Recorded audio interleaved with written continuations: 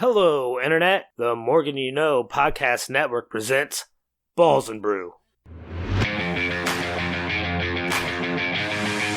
Hello and welcome to another edition of the flagship sports podcast here on the Morgan You Know podcasting network. I am your host, Rod Morgan, the producer of this and every other podcast on the Morgan You Know network. Jimmy Jamriska is unfortunately not able to join us right now. We are efforting that he may join us a little bit later, but we are still graced with my other two amigos, our football handicapper from South Bend, Indiana. And Mr. Williams, I'm just going to throw it to you this way. We have 7 football games left to be played. Are you sad?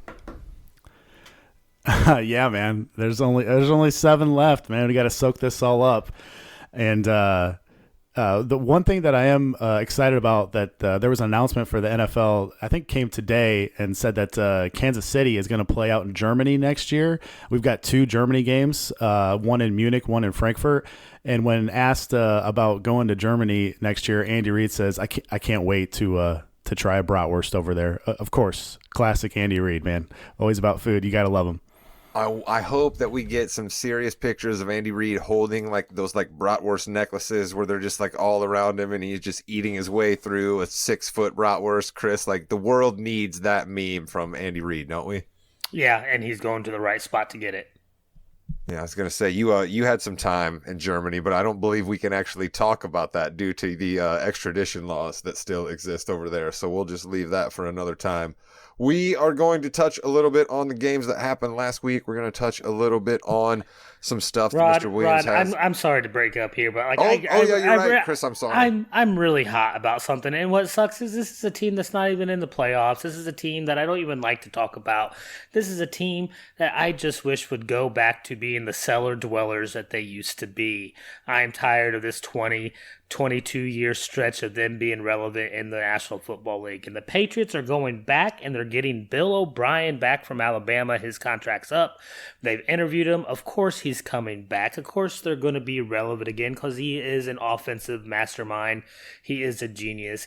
They've had the best offenses in New England under Bill O'Brien or his protege. That is the last thing I want to see happen, and it has just infuriated me so much this week that I had to bring it up, Rod. I like that your spite is just so much that you're like, you know what? I need the Patriots to always have bad things. I need their coaches to be terrible. I need the team to be terrible. And somehow that will make me a better person. And why I understand that, Chris, is I feel the same exact way as you do. The only silver lining about this is when they do become relevant again next year and their offense is better, that is just more ammo to the fire that Bill Belichick is not the greatest of all time head coach. Look at you. I love it. You pepper it back to your take. You're a good man that way. Mr. Williams, I don't want to spend too much time on this, but I will throw it to you quickly here. Do you believe Mac Jones is a good enough quarterback for the Patriots to possibly turn it around next year with better schemes? Yeah, I was going to say this benefits Mac Jones greatly. I mean, you can look to buy low on him in fantasy, especially if you're playing in a super flex league, whereas he goes from Matt Patricia calling plays to now Bill O'Brien. So you got to think that they're going to throw the ball down the field more. Mac is extremely accurate. I mean, he's not mobile, so, he's not going to be, rushing for, 40, 50 yards or anything, but he can win you some games. And like I said, he's extremely accurate, and I expect Bill O'Brien to get the most out of him next year. Yeah, Bill O'Brien is one of those guys who, maybe he's not going to go down as a Hall of Fame head coach himself, but clearly a good football mind, clearly has a good resume, a lot of a track record to speak of. So I, like Chris, am not excited that he will be coming back to the Patriots to make them a bit more relevant on offense. But at this moment, I don't even know who the Colts quarterback is. So I don't know how excited I'm supposed to be about the Colts' potential for next season. And that's really all I relate the AFC to is my Indianapolis Colts. But that's just me. Mr. Williams, I want to ask it to you this way. What game that happened last week do you have the most thoughts on that we should probably start with here and a little bit of recap last week before we get into next week? Well, last week, I had a ton on the Vikings-Giants game. That was one that I got right. And just we expected the Giants to throw more on first downs, and that's exactly what they did. They took advantage of the terrible Vikings pass defense. And really, they were in control of that game most of the game. I know it was a one-possession game, and finally, the Vikings lose a one-possession game. They were fortunate to go 11-0 this year. Everyone was calling them frauds. They should not have won 13 games. I mean, that game was really a game between two even teams, and getting those points I thought was kind of a lock last week. So that was one of the more exciting games. I don't know, for me. I don't know if it was for you guys too. I'm sure Chris was pumped about the Dallas Tampa game, which I lost. So but his Cowboys played awesome. We'll get Chris's thoughts on the Cowboys here in a second. I want to ask Chris a question this way. If I give you a pick of all the 8 quarterbacks left, Chris, how many down until we get to Danny Dimes? 7? Wow. 6? Really? Maybe 6? Really? Yeah, I think so.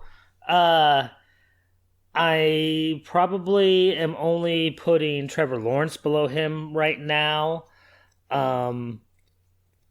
That's and fair. Really maybe Jalen Hurts, because I haven't seen him do anything in any kind of meaningful game yet. So you're taking Brock Purdy over what Danny Dimes has shown us right now. I mean, yeah, Purdy has came out and balled. I mean, it's a different scheme, it's a different system, yes, but Purdy plays for San Francisco. That quarterback moves up the board just by being the benefit on San Francisco. Williams, I'll give you Mahomes, all right? I'll give you Allen, I'll give you Burrow. But after those 3, where are we talking about with my guy Danny Dimes? Well, I think more of it is the offensive coordinators and the system that they're in. I think Chris just mentioned it with Shanahan. I mean, that's if Purdy's not in Shanahan's offense, I mean, he's not there. I mean, and same thing with Dimes, man. I mean, the Giants fans couldn't wait to decline the 5th-year option on Dimes. They wanted him out, and now Daboll comes in, and now he's going to get paid, and he's going to get paid significantly next year. So I think it all depends on the scheme. Lawrence is headed in the right direction with Doug Peterson, and Doug Peterson's a great offensive mind. So yeah, they're all right there in the bucket. I mean, and I would almost agree with Chris. I have to see more from Hurts, but Hurts had an awesome year. He was going to win the MVP up until he got hurt. So we'll see if he's 100% this week. But yeah, that's a tough question. I mean, you could put Dimes and Lawrence and Purdy like all in the same bucket with they have great offensive minds helping them call plays. Yeah, Trevor Lawrence in the second half is the guy that I would like to draft. Trevor Lawrence in the first half of last week's game is definitely not the guy that I want. And speaking of maybe not the guy that I want, that would be Brandon Staley. Let's talk about that Chargers game. Let's talk about our Jags a little bit right here. Jimmy, I'm sorry, buddy, that you are not here with me to rouse up the excitement all aboard the Teal Express that is the Jacksonville Jaguars fan train. Chris, I suppose as much as I wanted to make you just hang off the back and just kind of like grabbing a hold of that back end of the train there, the caboose, I'm going to have to let you in to talk a little Jaguars with me right now. But first, I think you have a little word on the Chargers. Yeah, because we saw the Chargers chargered more than the Chargers could even fathom. And the fact that Tom Telesco, and I know Tom Telesco's the worst GM in the NFL because he has stated empirically that he didn't even contemplate about firing Staley after that god-awful playoff loss. You get 5 turnovers from your defense to help your offense, and they can still only score 3 touchdowns. You limit Jacksonville to what, 7 points in that first half, and still let them come back and win. And you don't even think about firing that head coach. He's been below par all year. I know Jimmy said it before, but the Chargers are going to charger, and they chargered hard last week to the Jags. And the fact that you're not even thinking about making changes in your coaching structure tells me you're the worst GM in the NFL. Yeah, I mean, those kind of losses are just tough, right? Do you want to completely pin it all on the coach? Do you want to completely upend everything that you have, right? Like, I understand how it's a tough call, Mr. Williams, you are our coaching guru around here. You look at the moves far more objectively than I do. What do you think was the most egregious mistake Mr. Staley made in the second half of that game? Or do you put it more on just, bad execution out there on the field and some just, great play by Trevor Lawrence to just light it up in that second half? The whole organization is under fire here. Shame on me for picking the Chargers to go to the Super Bowl because things never change with them. Starts with the owner, Spanos. He's too cheap to go out and get Sean Payton. That's basically the start of this. So when you have somebody like that and you left a great fan base in San Diego, like we can't get somebody to buy this team and put them back to San Diego where they belong. Don't tell me there's no spot in San Diego where they can play. Spanos is a cheap owner, and they're going to get cheap results if he stays owner. Telesco, the GM stinks. Staley, the head coach stinks. Lombardi, the OC stinks. I mean, I feel bad for these players. Preach it. we're ruining, and they can Lombardi, but I mean that's their fourth biggest problem. They still have three bigger problems ahead of that. So this team is always going to underachieve, and it's been like that for years. Rod and Chris, back in 2001, this Chargers organization had the number one defense in the league, the number one offense in the league. They missed the playoffs that year, 2001, and then 2006. They have the game against the Patriots, the playoff game won. They get an interception. All you have to do is go down. They fumble it after they get the interception. The game was over. All they had to do was go down. They fumble it. Patriots get the ball, go on to win. Colts end up beating the Patriots. Colts go on to win the Super Bowl that year. But the Chargers were the best team that year. They were like 14-2. They had all the talent in the world. But this team just keeps on tripping over themselves. And until they get a new owner, it's never going to change. Rod, I thought I was mad about the Patriots being relevant again, but that was some heat coming from Williams right there. I'll tell you what, man, the playoffs usually brings it out of Mr. Williams, right? He tries to be objective. He tries to be level-headed because he's got many different bets to make in the regular season, right? But when he gets down to the postseason and these teams are no longer around anymore that he's got to be level-headed and make bets on them, he's ready to fire from the hip. And I can't disagree with anything he said about the Chargers there, other than to say this, okay? The NFL over the last couple of years has been a league where we are just rinsing and repeating coaches all the time. Now, do I want to sit here and try to defend any one particular resume of any of these guys who's been fired? Absolutely not. But would I say to you that we've got to look at the results we're getting from constantly firing these guys and constantly bringing in new guys as not being good either? So maybe, just maybe, there's that one time where you can stick with a guy and stay the course, and continuity brings about improvement. I have no idea if that's what the Chargers should do. It certainly seems like that's what they're going to do, so I hope that maybe my hypothesis here will be proven true by the Los Angeles Chargers, formerly the San Diego Chargers, but who knows? They're out of the playoffs. We shouldn't talk about them much more. Who we need to talk about are those Jacksonville Jaguars, those plucky Jags, baby, going in to Kansas City, hot, with Doug Peterson, wearing visors, looking sexy, Trevor Lawrence, long hair, sexy as always, Travis Etienne, a sexy name. The Jags are a sexy team, but the Chiefs, playoff proven. Mr. Williams, what do you got for us on this game? Because I know Chris has something, but I want to see what you got first. Yeah, man. Shout out to the Jags, not giving up. Doug Peterson stays calm. He stays even keel. You saw it at the halftime interview. He said, "We just got to keep on fighting. We can't have these turnovers." And Trevor Lawrence figured it out. He finally figured out the Chargers defense, and he played a lot better in the second half. And they just stayed the course. The possessions for the Jags in the second half was like touchdown, field goal to win the game. So, yeah, shout-outs to Peterson, man. He's done a great job. And shout-outs to Jimmy Jam for before the season. He called Peterson as Coach of the Year. He's still up for that, man. I mean, I think it's a fight between him, Dayball, and Shanahan, and possibly maybe even Dan Campbell. But Peterson's done a great job. I just think, though, that they had that super emotional win coming back 27 points down.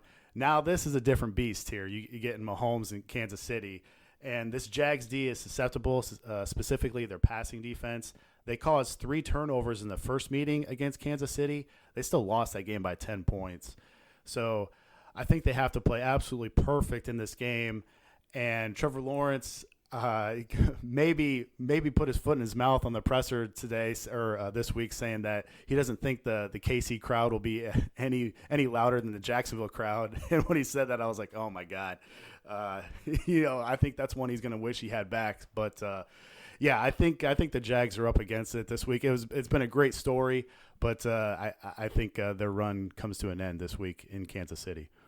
I love that you said run there, Mr. Williams, almost leading me in perfectly to the question that I'm going to ask to Mr. King, our guy down there in North Carolina. You think there's one thing the Jags can do that might win this game? What is it, Chris?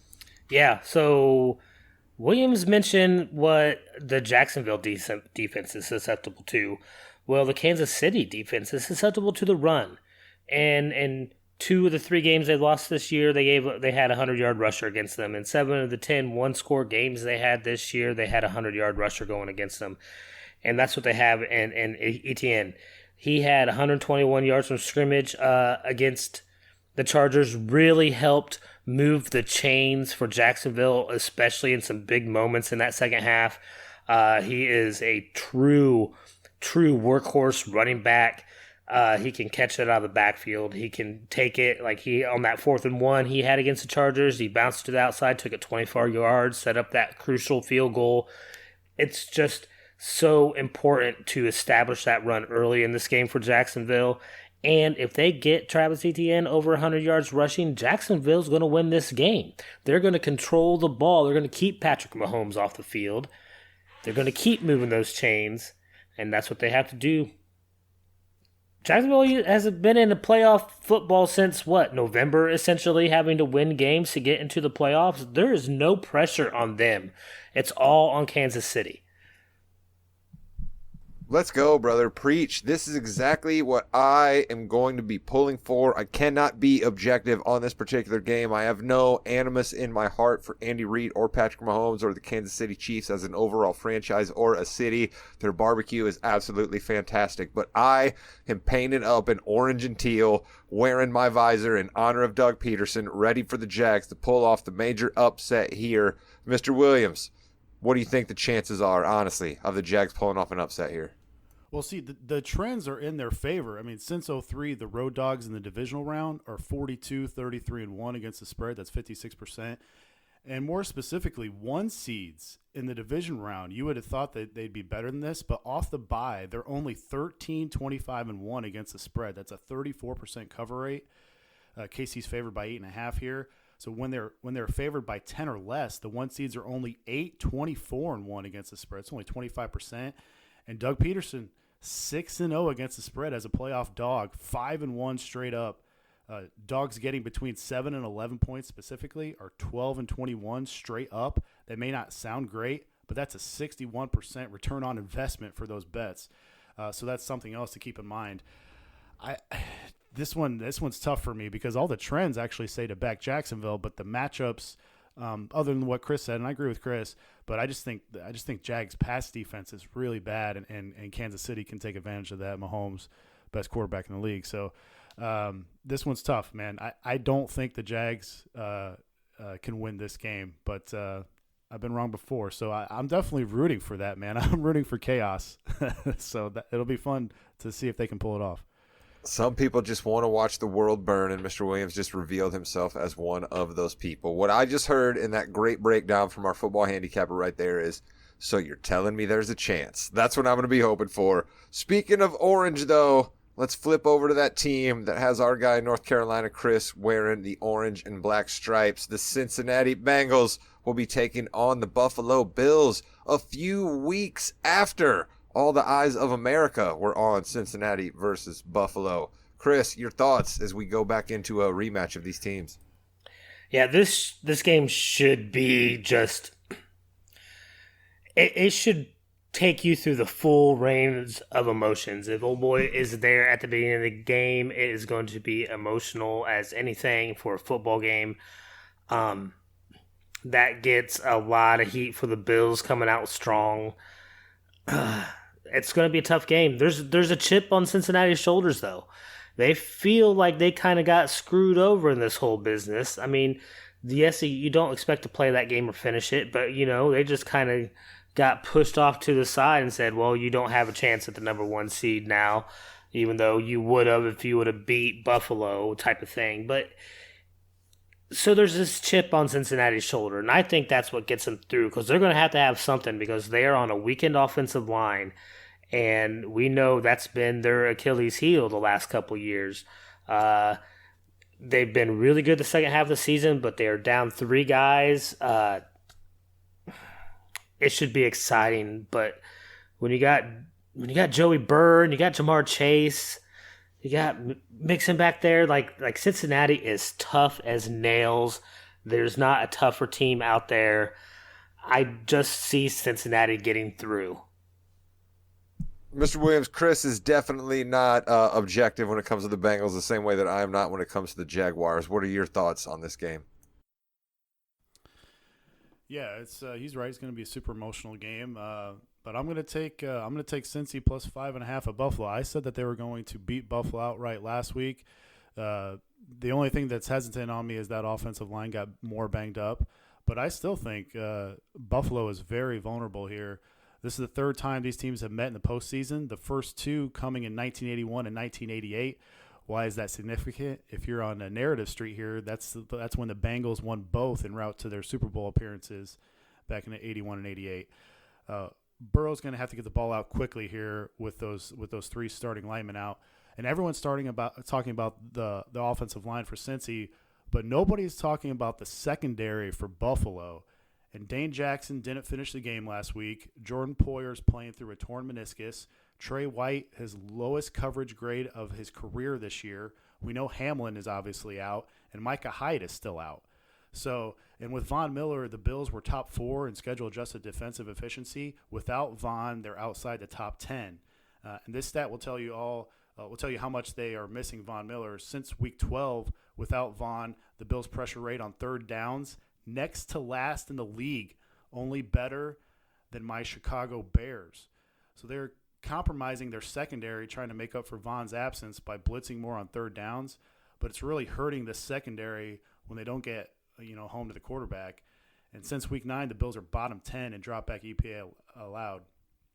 So, and what Josh Allen are we getting here? The first 9 weeks, he was number 3 in EPA over expectation. Since then, he's outside the top 10 in that category. He's forcing the ball way too much, in my opinion, in the red zone.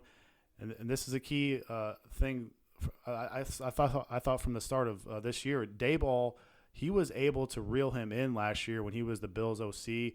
I don't think Ken Dorsey is as respected by Allen, and you've seen him kind of go rogue more often this year, and it hasn't been nearly as good as last year. He's been way too boom or bust. He's had 26 turnovers. He's had multiple turnovers in 7 games this year, and I think if you give Joe Burrow more chances, I think he's going to burn you. I trust Burrow in a big spot more than Allen, and that's why I'm taking Cincy this week.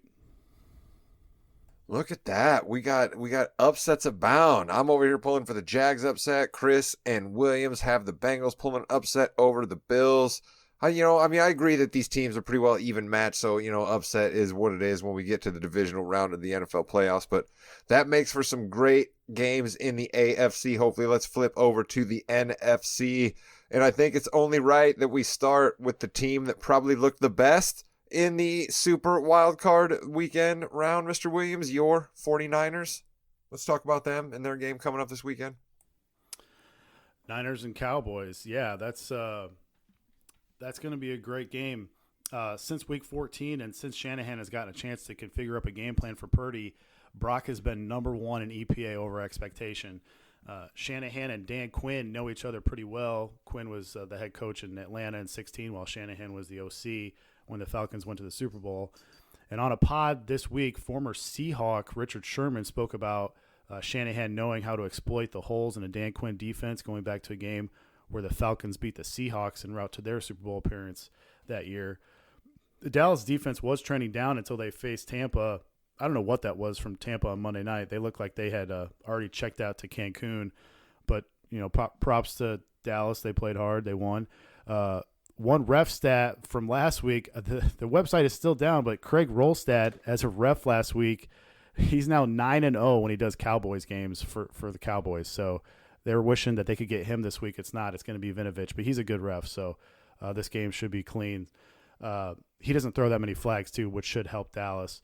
49ers have been good versus tight ends, but they have given up big plays. There's some speculation that Kellen Moore had Todd Bowles' hand signals last week, and that would make sense because Tampa Bay had one of the worst coaching staffs in the league this year. So that doesn't surprise me if that's true. San Fran D has really struggled in the last 4 games. The Niners have allowed over 9.5 yards per target versus the slot. CD lines up in the slot 63% of the time, so I'm expecting him to have a big game here. Niners are bottom 7 in EPA of throws over 20 yards. Dak is top 5 on those throws down the field. More specifically, and Chris is going to love this, to the left side of the field, Lance Lenoir for the Niners, 26th ranked EPA defense when targeting the left boundary versus the Niners. Why is that important? Dak loves throwing to the left boundary. He's 4th out of 47 qualified quarterbacks throwing to that area. All that being said, that's why I have a pick in this game. It's going to surprise you guys. I like the over in this game, 46. I don't take many totals, but I think both offenses can score some points here. That's why I'm taking over 46 in this Dallas-San Fran game.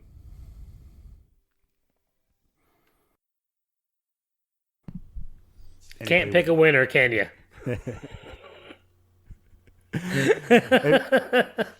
Just can't pick a winner. If you force me to, I mean, I'm leaning San Fran, but this is tough because the Sharps have taken they're on Dallas's side here, coming in, getting some points. It's went down from 4.5 down to 3.5, so there's some sharp action on Dallas. And usually I like to be on the sharp side, but like the Cincy Buffalo side, there's been more sharp action on Buffalo, so I'm kind of questioning myself this week, liking Cincy and liking San Fran to barely squeak it out, but we'll see. I'm sure you're on the Cowboys side here. Okay, listen, there are some things that I do not enjoy as a Cowboys fan. One of them being playing San Francisco in the playoffs. We do not have a great track record of playing San Francisco in the playoffs. We have lost a lot of NFC Championship games to San Francisco in the past. It seems like whenever we're on the verge of getting there, there's San Francisco standing in our way. You know, I know I'm showing my age a little bit, but when Montana left San Francisco, I was like, good. And then there was Steve Young, and I was like, damn. So I don't like that. I don't like that we stuck with a kicker. Then there was Jeff Garcia. Right? And then we're sticking with a kicker that missed, 4 extra points, 5 extra points. I stopped counting after like the third one. I just didn't care anymore. I am nervous. I mean, yes, I am rooting for Dallas. I have real big doubts that we can do it. I have seen us falter against good teams this year.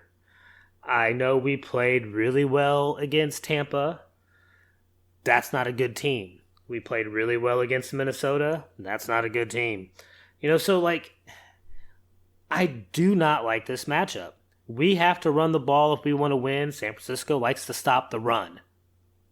There's just not enough good things that I see happening for Dallas. I am rooting for Dallas 100%, but I'm taking San Francisco.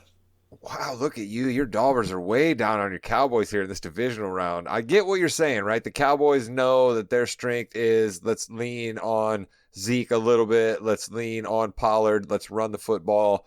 I get that. Let's try to limit the mistakes Dak can make and then try to open up some big throws down the field. That's what he's best at. I'm just looking forward to this game. I think that it's great that these guys aren't divisional rivals per se, but we've seen this matchup in the playoffs many, many times. I want to spin this forward a little bit, though, real quick here, Mr. Williams. The 49ers, what do they do if Brock Purdy comes out and plays good again in this game, and they go all the way to the NFC Championship with this guy who they picked with the last pick, Mr. Irrelevant, and he now is going to be then face-to-face with the number 2 overall pick that the Niners traded away a bunch of their future to come up and get, and the only reason he wasn't playing this year is because he got hurt. What are the Niners going to be faced with their quarterback room? I mean, I think it's already, even if he loses this game, I think Purdy's the quarterback next year. I mean, that's how well he's played, and he gives them another edge at rushing the ball. and Lance just wasn't as good a passer as they had hoped going into this year. And so, yeah, I think Purdy's the quarterback. I don't think it's. I think Jimmy G will move on, and Purdy's the quarterback. One thing to remember about Purdy is that this goes back to some horrible coaching that he got in college. I mean, Matt Campbell, one of the worst coaches in college, one of the most overrated coaches, I will say, at Iowa State. He had Brock Purdy and Breece Hall on his team, and he was losing like 5 games a year. And after his sophomore year, there was a handful of scouts that had Brock Purdy as a first-round pick, at the late first-round, early second-round pick. Well, then he played junior and senior year, and those stats just went down and went down because of the offense that he was in. And so the same thing could be said for Herbert. I mean, this is why Tua was taken before Herbert. Is Mario Cristobal was a terrible coach at Oregon, and he didn't exploit Herbert's strengths. Like getting back to Purdy here. I mean, I know that he was Mr. Irrelevant, but like he was not that far away from being. Let's just say the scouts were wrong by 1 round, like a second or third round quarterback. Like this isn't. I know he was Mr. Relevant, like I said, but like this kid can play, especially in Shanahan's offense. So I think it's a no-brainer that Purdy is a quarterback next year. Chris, Mr. Williams just wowed us with a bunch of his knowledge, and that's why we love him to death and why he makes us smarter every football episode that we ever have. But he did not answer my question at all because he did not utter the name Trey Lance. I didn't say a word about Jimmy Garoppolo. I don't disagree with him that Jimmy Garoppolo is out of town. My question is, what are they going to do with Trey Lance, a guy that they traded a bunch of their future for and drafted number 2 overall, and now this guy? And Mr. Williams completely sidestepped us. He completely sidestepped us with all of them. Started talking about Mario Cristobal and Matt Campbell at Iowa State. What's happening? Chris, will you answer my question? What are the Niners going to do with the present quarterback situation they have with the guy who they anointed the franchise quarterback to over Jimmy G, a guy who taken them to 2 NFC championship games? He got hurt. They brought in another guy. He got hurt. They brought in this third string guy, and now all of a sudden they're just going to walk down the street saying this is our franchise quarterback? I'm not so sure it's that simple. Chris, what are your thoughts? Yeah, that's what they're going to do, Rob. They'll make Trey Lance the backup. That's what they'll do, unless they can find a team out there willing to give up some draft capital or stock or something worthwhile to take them off their hands, and then they'll sign Jimmy G to another low-dollar backup contract. Because we've seen this happen before, Rod. I remember way back in the day, a great IU alum of Trent Green starting to come through, starting to lead the St. Louis Rams to relevancy. Gets hurt, Kurt Warner comes in. Some Joe Schmo from the supermarket down the street comes in, plays great. He gets the job, wins Super Bowls. That's what you're going to see happen here. Trent Green was not the number 2 overall pick, okay? The Kansas City Chiefs had not mortgaged some of their franchise to get Trent Green to be their quarterback before they allowed the grocery bagger Kurt Warner to play. Like, you guys are all sidestepping it here, man. I'm not trying to attack Brock Purdy. What I'm telling you is I don't think either of you... Okay, go ahead. You've seen this happen. Guys get hurt. A guy comes in, blows expectations out of the water, is successful. He earns the right to keep playing. Happened with Dak Prescott. That's how he got the job in Dallas. We saw that with Tom Brady. He was a 6th-round pick. Took over Drew Bledsoe's job. Drew Bledsoe was a 1st-round pick. How about that? Like, you see it all the time. If you are successful in the NFL, you are getting on the field. Draft pick be damned. Did you hear me a minute ago when I said that Jimmy G had made it to 2 NFC championship games and the Niners still replaced him at quarterback? I mean, are neither one of you guys listening to me, Mr. Williams? I mean, am I crazy? I know I'm not the football expert here, but I mean, am I crazy? Like, the Niners at one point thought that this guy was better than anybody else they had in the building. I, again, will reiterate, I've not said the word Jimmy Garoppolo. You brought him up, and then Chris said the Niners are going to sign him as a backup. I'm not even talking about him here. He doesn't factor in. This guy, Trey Lance, the Niners put a bunch of trust into, said, we're going to play you because we believe you're our best chance at winning, even though this other guy we have has shown he's good in the system, which is what you just told me Brock Purdy was. I still fail to see your logic. Well, one thing they can get away with here is that Trey Lance is on the rookie deal. So you can have Trey Lance as your backup for this year and possibly even next year, and it's fine. I mean, I think I think Purdy has shown you enough with his running skills, and that's something that Jimmy G couldn't do. I know you don't want to talk about Jimmy G, but like I think Shanahan has even more confidence, and they've been better with Purdy than with Jimmy G, just because Jimmy G had no escapability. Purdy has escapability, but I'm not even saying Purdy has played awesome yet. I think he's probably overrated by however all the praise is thrown to him. Like if he plays in the first half, like he did in the Seattle first half, if he plays like that the whole game against Dallas, Dallas will win the game. So he's got to play like he did in the second half. He's just got to, not do too much. He's got all kinds of weapons for him. This is a crazy, I know off kilter here, this crazy Shanahan stat. When Ayuk, Debo, Kittle, CMC, and Juszczyk are all on the field last week, they ran 17 plays. When Shanahan had them all on the field, those 17 plays averaged over 15 yards per play. Like all Purdy has to do is get the ball in those guys' hands, and he'll be fine. He doesn't need to try and do too much. So yeah, I don't think it's that big a deal actually. Lance is still on the rookie contract. They can still figure it out. And if somebody wants to give up a second round pick for Lance, I'm sure they'll be all ears for it. Jimmy Jam, I know you're not here with us, my friend, but I know you're going to be listening back to get this episode out for the people, and you're also going to be listening back because you're just a huge fan of the show. Make sure you timestamp 30 to 36 thereabout. All right. So when this Trey Lance, Brock Purdy situation ends up being completely sticky and completely difficult for the Niners to navigate, we can go back to me saying this on the tape, and I can prove to these two gentlemen that it is not the walk in the park, kumbaya, everybody's together playing Ring Around the Rosies in kindergarten class that they're making it sound to be, that the man who was the last pick in the draft is just going to be slotted in, the man who was the number 2 pick overall. Guys in professional sports these days don't work that way. Okay. Trey Lance has an agent. Trey Lance has a belief of what his career will be. He's not just going to sit back and be like, yep, you know what? I'm the number 2 pick. Let's do this. I'm telling you, this thing is going to get ugly, but maybe I'm crazy. And maybe you guys are absolutely right that the Niners are just this machine that's just going to roll on through and it doesn't matter. I mean, let's say they go back with Trey Lance. Let's say you're right. And they're like, listen, we're going to stick with our investment. We're going to stick with him.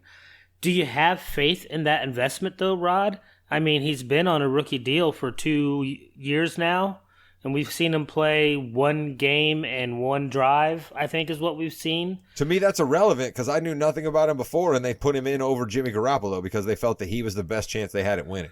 You knew nothing about them before, but they obviously know. But like that, still, you have a guy that has yet to even show that he can consistently stay on the field and perform. I'm just saying, this is a business, and yes, you want to protect your more valuable asset if you want to think of them like that. But if you're getting more success using a cheaper product, then you're going to go with what's giving you more success.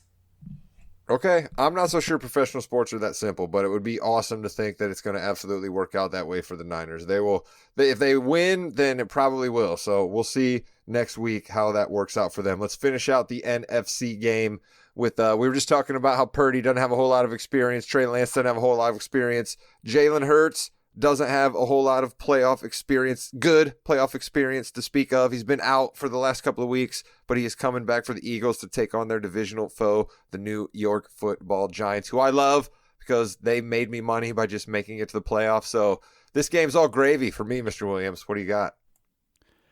Man, this is an intriguing game here, and this is a stat for this game, obviously, but also to help Chris's hopes here.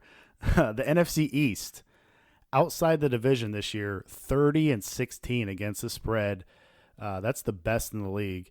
And this is the first game all playoffs, I think, that's not a rematch. I know the Bills and Bengals didn't actually finish that game, but this is kind of refreshing. Or I was talking about the San Fran Dallas game. That was I had more stats for that. Sorry, but the Giants Philly, man. Giants as a dog, they're 11-2 against the spread.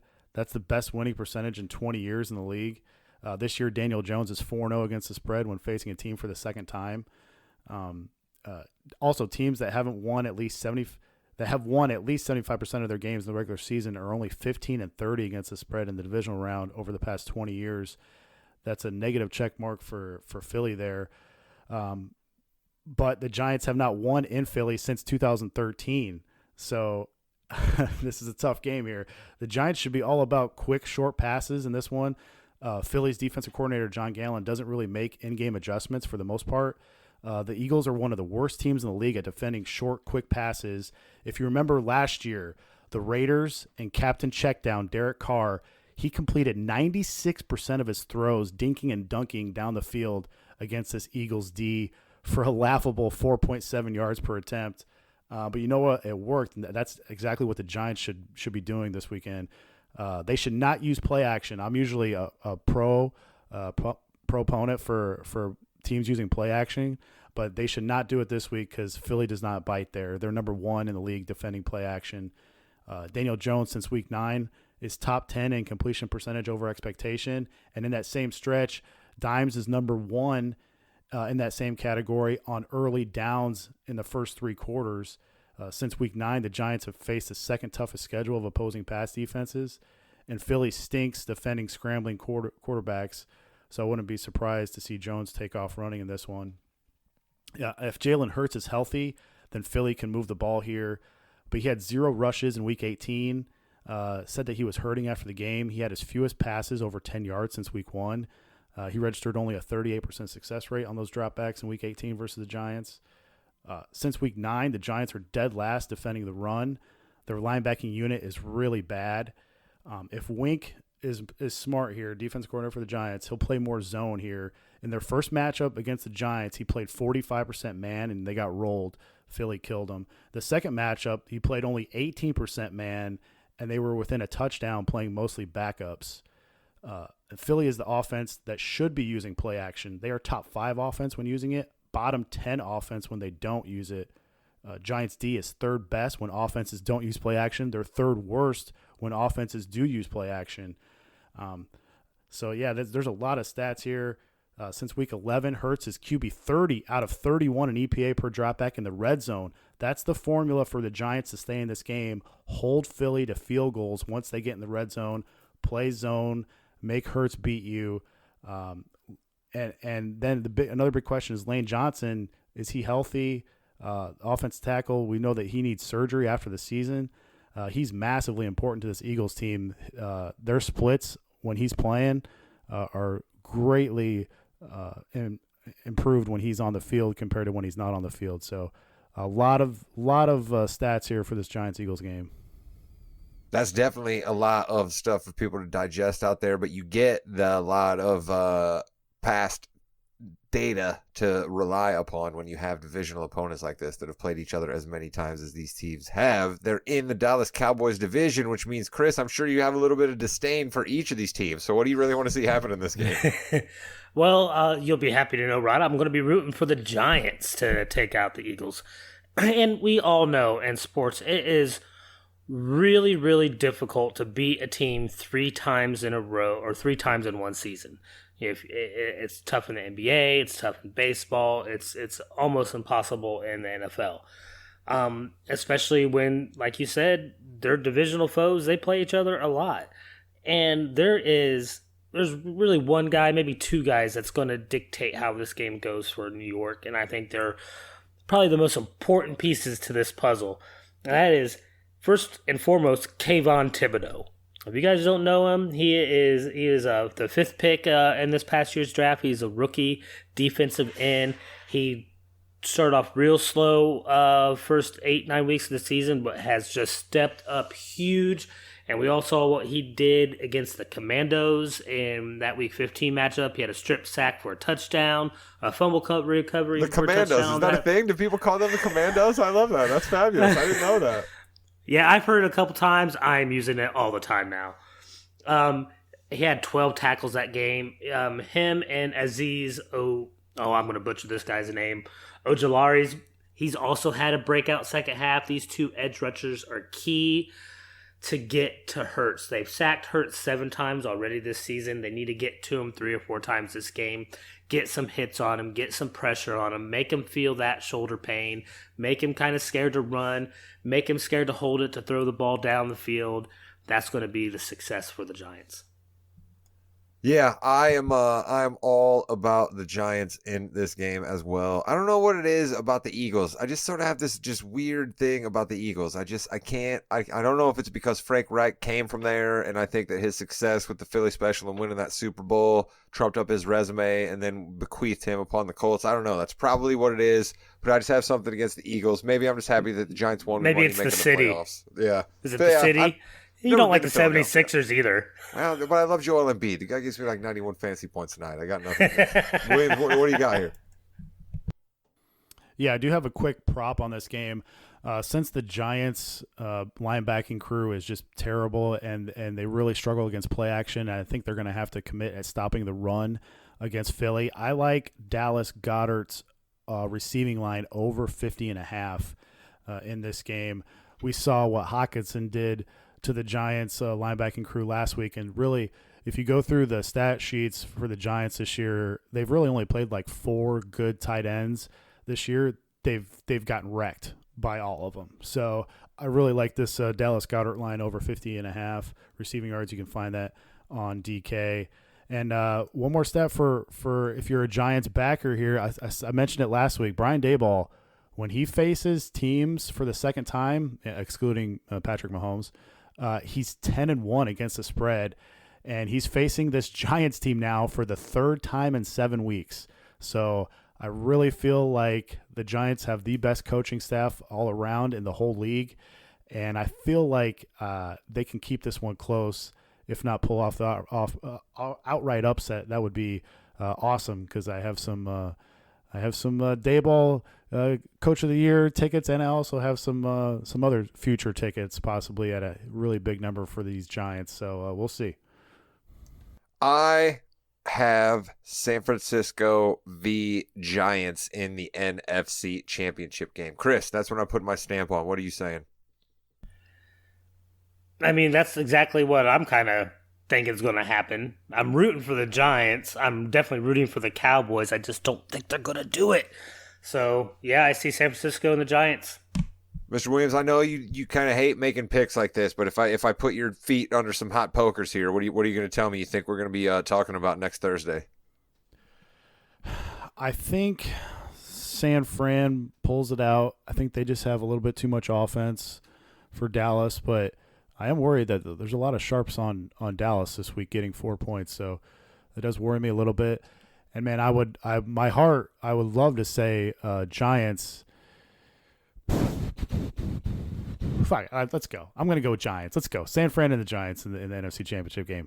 Nice. Love it. And on the AFC side, I'm going to say that those Jacksonville Jaguars, who have a little bit of history, actually, as being a weird spoiler in the AFC Championship game, I am going to have them there, and I'm going to have them taken on. You know what? I'm going to try to draft off of some of Chris's fan train driving here, and I'm going to say it's Jaguars v. Bengals. Who needs the Bills? Who needs the Chiefs? Chaos in the AFC. That's what I got.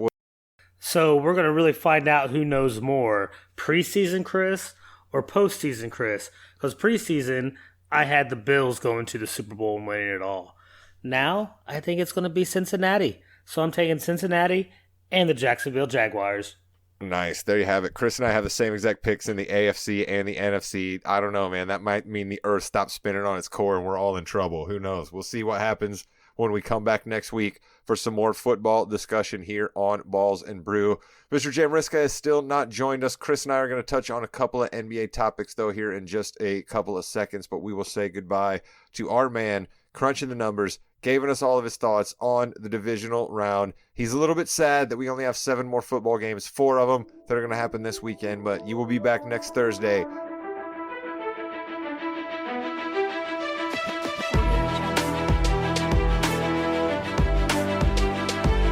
All right, Chris, I think there's only one place that we can start in the fast break, and that is where we always start. Our guy Jimmy Jamriska usually says this for us, but hey, the Kings, they lit that beam, Chris. They beat up on those bad teams that we needed them to beat up on, and our Kings, as you informed me right before we started recording, are 3rd in the West. Chris, your Yes, thoughts? they are 25-18 right now, and they did. We talked about it a couple weeks ago. They had a stretch of games with some weaker teams that they had to go out and win.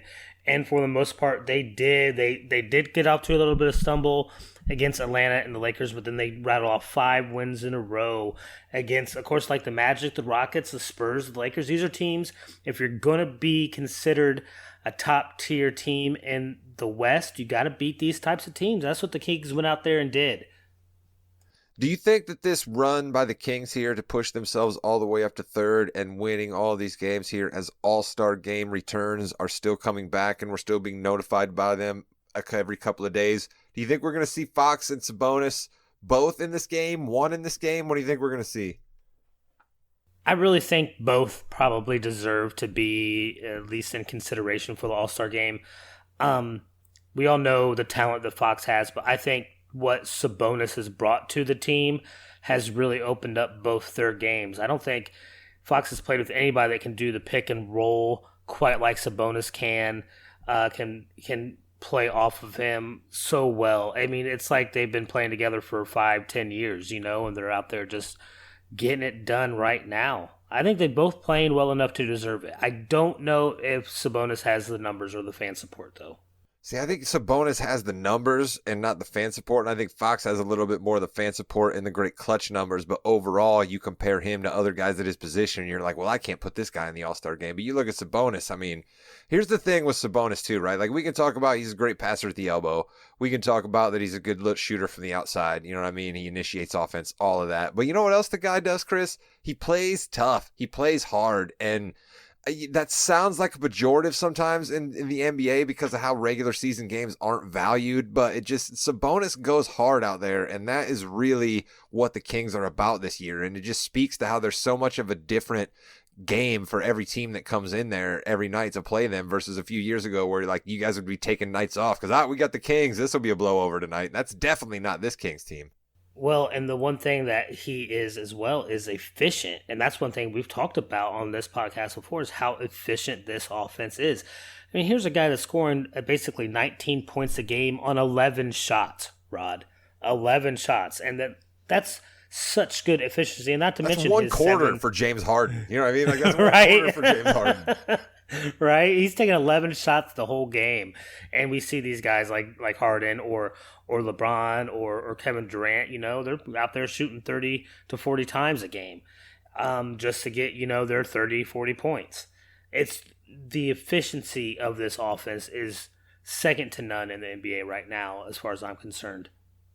Listen, I don't want to get sidetracked on a thing about LeBron here, but you did bring up his name. I mean, it's absolutely insane, okay? It's absolutely insane what we're seeing this guy do 20 years in the league, putting up the 30-point games that he's putting up right now, leading the fan vote in All-Star game, which I understand is, of course, LeBron James is going to lead in fan votes. But if he was playing terribly, the way a lot of guys do 20 years into their career, he'd still be getting a lot of votes, but he wouldn't be leading the votes, all right? LeBron James is absolutely insane. I wish the Lakers had a better team around him. They don't. But the West is still, nobody's running away with it, that this Laker team, unfortunately, is still going to be relevant and probably still in the play-in, Chris. So I know you get a little sick of LeBron at times and you get sick of this Laker team because they're overinflated, but he's ridiculous right now.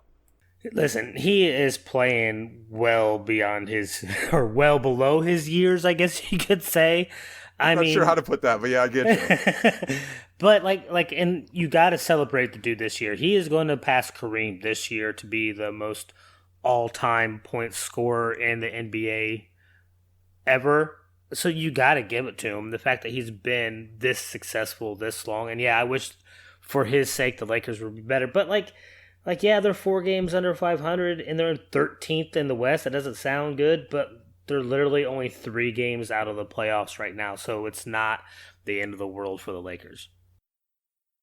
Yeah, the West is completely, you have your Nuggets and you have your Grizzlies who are just kind of running away from everybody else, and then you basically have your Kings who are kind of creating a second tier for themselves where they have a bit of a cushion, and then 4 through 13, there's just not a whole lot of difference between all those teams out there. You're talking about your Portlands, your Dallas, your Phoenix, your Lakers, Golden State, your Wolves. They're all right around 500. Yeah, they're all there, or just 3-4 games below. And like you said, being 3 and 4 games below doesn't have you out in the West right now by any means.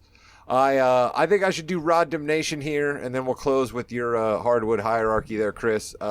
I had a lot of different ways I could go with Rod Nation this week, right? I could just go Rod Nation with the Phoenix Suns as an organization because I heard a stat that as of right now, the Suns have one of the worst records ever for a team coming off of a 64-win season. Right, Chris? Like, you've been around a long time, seen a lot of NBA teams. This Suns team right now that we are seeing could be one of the worst teams to come back after winning 64 games. So I could do Rod Nation on them. That's been an utter collapse for them right now for the last few weeks. And the other thing about it is really all you're doing is subtracting Jay Crowder, who none of us would qualify as a superstar, right? So it literally is just infighting and injury, which, injury, everybody happens in today's NBA, so you can't really pin it on that, can you? No. Maybe they should have let the Pacers get DeAndre. Maybe that's the cause of it. We all know he wasn't happy there last year. That's dead. Listen, I think you're probably on to something with that. But my Rod Nation is actually not the Phoenix Suns. They're just honorable mention. Going to not make any friends with this one because he may retire with every record that exists in the record book. And if they're going to run it into the ground, they do the thing where they wave their hand above their heads. I'm happy for you. My Rod Nation, as it so often does, goes to a player when they put their foot in their own mouth. All right? Rod Nation is a chance to let me spread my wings and be a peacock, if you will, but I try not to be spiteful. I try not to be personal. I try not to just attack guys and be mean. I wait for guys to give me a reason to come down on them. And D'Angelo Russell, you're that guy this week, my friend. You, in an interview, said something along the lines of, and I'm just paraphrasing here to make it work for my Rod Nation, but you said, don't let your opportunity with me pass you by. You'll regret it when I'm gone. You, my friend, have to understand your role. Your future in the NBA depends upon it, okay? The NBA is full of guys who came up through high school, AAU, college. They were the man. They were the best athlete. The ball went through them. Scoring through them mattered. When they get to the NBA, it's not the case anymore. The guys that are the tip top of the heap get to do that. Then the guys who aren't quite the tip top of the heap have to figure out a role for themselves. And D'Angelo, if you want to continue being crazy and thinking that you are the answer to the Minnesota Timberwolves' problems if only they gave you the ball, you sound a little bit like Uncle Rico from Napoleon Dynamite, my friend, when he said that his team would have won state if only coach would have given him the football. There's no chance that that would have turned the game around, and there's no chance that the way you play basketball inefficiently, hog the ball, don't move it around, take terrible shots, would change any of Minnesota's destiny, and there's no chance that any team in the league looks at you as a franchise player who can come in and change their fortune. So D'Angelo, buddy, I appreciate a little bit of self-confidence, but you got to figure out who you are and what your role in the NBA truly is, or you'll probably find yourself playing overseas very soon. Yeah, like, he's got to realize that there's only a few people that you're allowed to say that type of thing about. You're gonna say something about that about a player today. You say that about somebody like Ja Morant. Appreciate him while he's here because that's not going to last forever.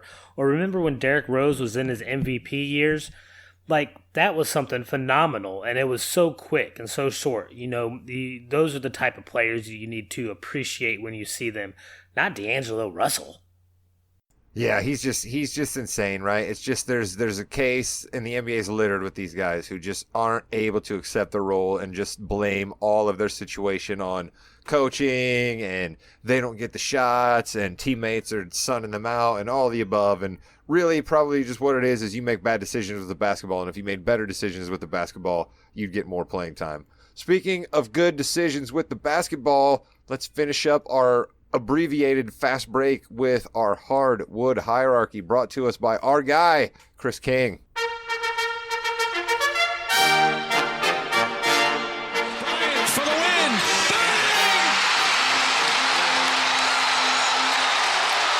All right, for the King in this week's hardwood hierarchy, I mean, you go out and you win 11 games in a row, you're going to get the King. You're going to sit on the throne, Rod. That's Ja Morant and the Memphis Grizzlies. They are so good right now. They are so good right now. You can watch one of their games, and I've been flipping them on League Pass quite a bit, and there's no holes in their game right now, Chris. I do not blame you at all for putting them in the King seat. Yeah, I know. They just go out and they win. They get the defensive stops when they need to get them, which you know I love. John Morant is must watch every single night he plays. It is just a phenomenal I think team. they're still looking for Jalen Smith's body after John Morant put him on a poster the other night. That dunk was ridiculous. Oh, I mean, sometimes if you blink, you miss John Morant going from the 3-point line to the hoop. I mean, he is that quick and that explosive. And the other thing that I think gets Queen overshadowed on Memphis sometimes real quick here, Chris, and then we'll get the Queen, is it's Morant, yes, but every other player on their team knows what to do and knows what that team needs from them to win, to kind of harken back to the D'Angelo Russell situation that we just talked about. Right? Yeah, there's like no ego in that team, but like that's typical for the culture that Memphis has cultivated over the years, right? That blue collar workers man type team. You know, there's no ego out there. They go out there and they do their job, what they're supposed to do, and they do it well. But for the Queen seat, we're going to stay out west, and even though they have a better record than Memphis, I had to give it to Memphis because of the winning streak. But this team's no slouch. They've won 8 in a row, Rod. They're sitting top of the West. That's the Denver Nuggets. Man, you know I want to hate on the Nuggets bad because of the whole Jokic situation, just leaves a bad taste in my mouth. But as much as I want to hate on the guy, he's likable and he is incredibly efficient, and it is fun to watch the Denver Nuggets play the game. And if I want to give Memphis props for their guys knowing their role, the guys on Denver know their role really, really well. Aaron Gordon is playing within himself.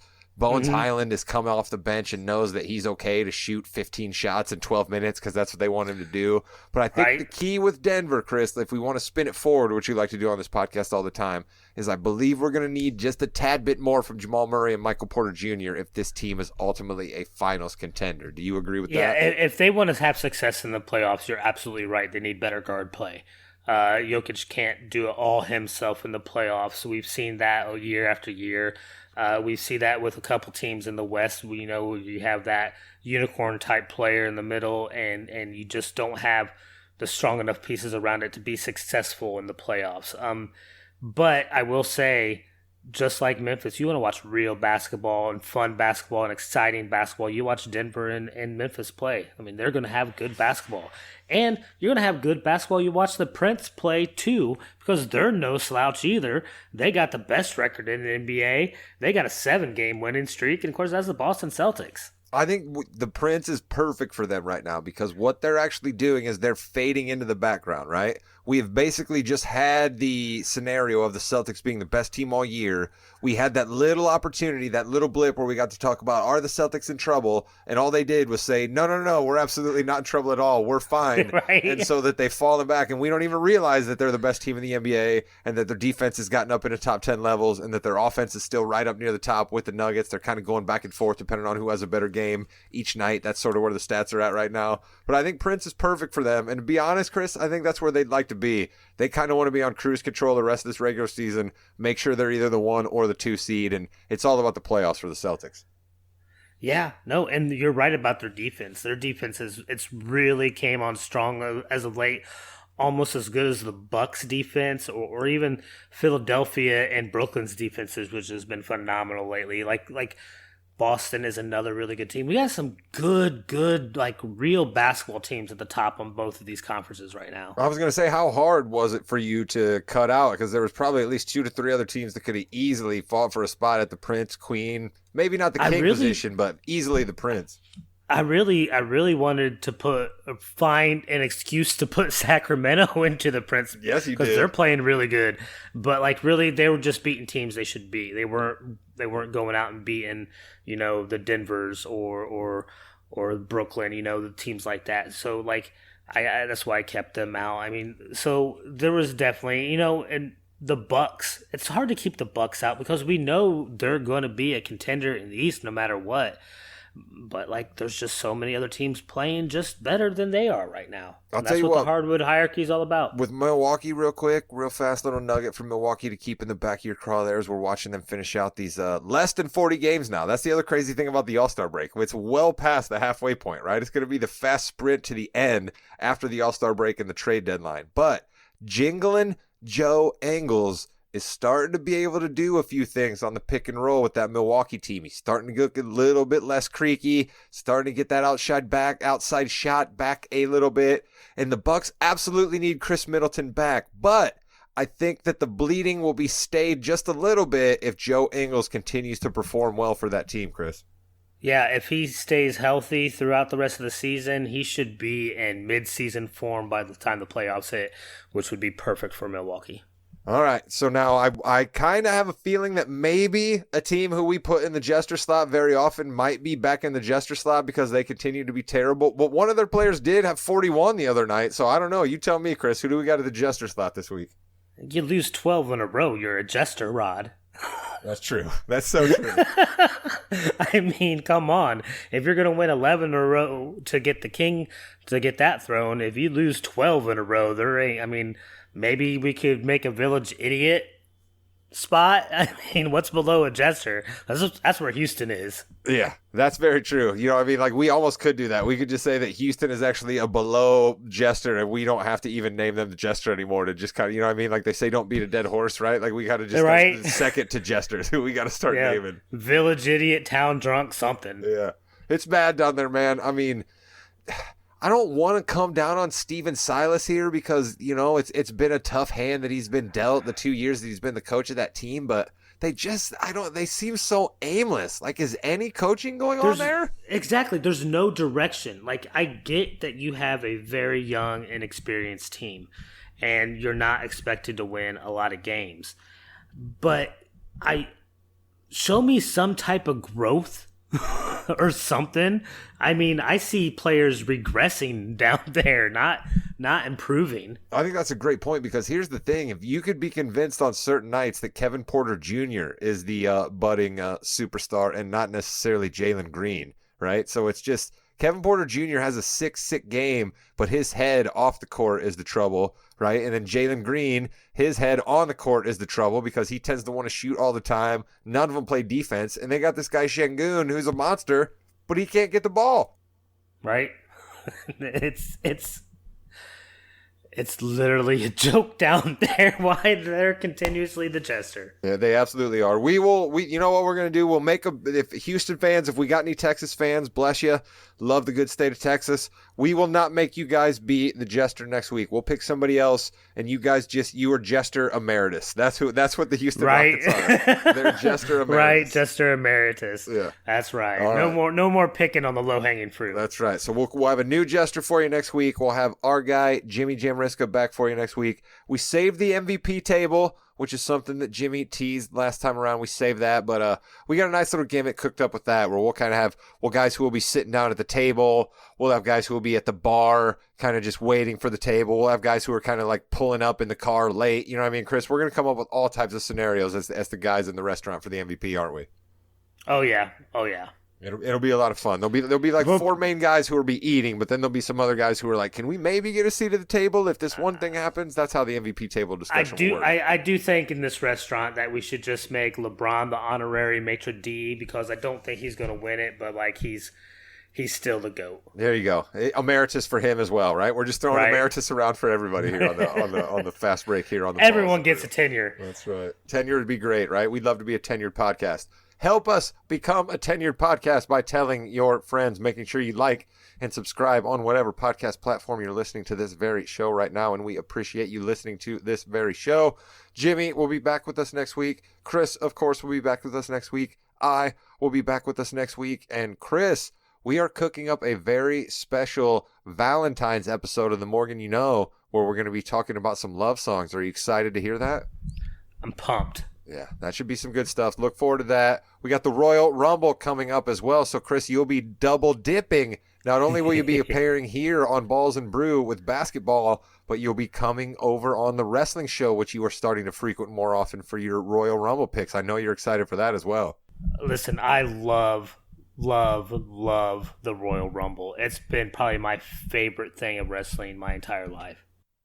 We are looking forward to that. I think it's a little odd that the WWE has already told us that Cody Rhodes is back in the WWE, but you know what? You can tune into an episode of Yeah We Know to hear us talk about that very thing.